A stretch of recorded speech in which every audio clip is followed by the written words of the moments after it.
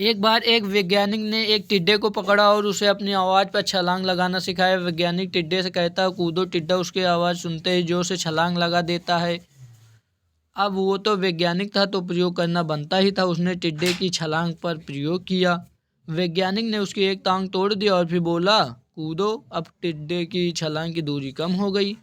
वैज्ञानिक ने उसकी दूसरी टांग तोड़ दी और फिर बोला, कूदो। टिड्डे की छलांग और भी कम हो गई।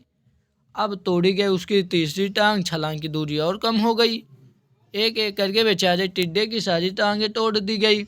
अब आखिरी टांग टूटने पर जब उससे कहा गया कूदो तो वह हिल भी नहीं पाया। अब वैज्ञानिक ने अपना निष्कर्ष अपनी डायरी में लिखा। जानते हो उसने क्या लिखा?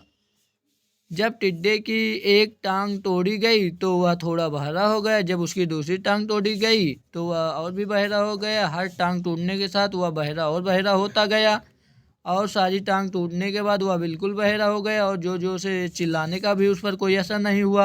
वह तो अपनी जगह से हिला भी नहीं। छलांग लगाने के बाद तो इस कहानी को सुनकर सभी को ऐसा ही लग रहा है ना कि क्या मूर्ख वैज्ञानिक था। इतनी सीधी सी बात उसे समझ नहीं आई। क्या कुछ लोग ये भी सोच रहे होंगे कि ये तो किसी बच्चे को भी पता है कि टिड्डे की छलांग उसकी टांग टूटने की वजह से कम होती जा रही थी, ना कि वो बहरा हो गया था। पर दोस्तों, हम सभी जीवन में कई बार ऐसे ही मूर्ख बन जाते हैं। कई बार जीवन में दो घटनाएं एक साथ ऐसे घटती हैं कि उनका एक दूसरे से कोई संबंध होता ही नहीं, फिर भी ऐसा लगता है कि गहरा संबंध है।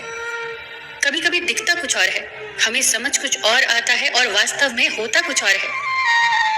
इसीलिए अगर पछताना नहीं है तो जीवन में जल्दबाजी में कोई निर्णय न ले। हमेशा समझबूझ का इस्तेमाल करें, सावधानी बरतें, नतीजे सोच विचार कर ही निकालें। दोस्तों, आपको ये छोटी छोटी कहानियां और उनकी सीख कैसी लग रही है, हमें कमेंट सेक्शन में जरूर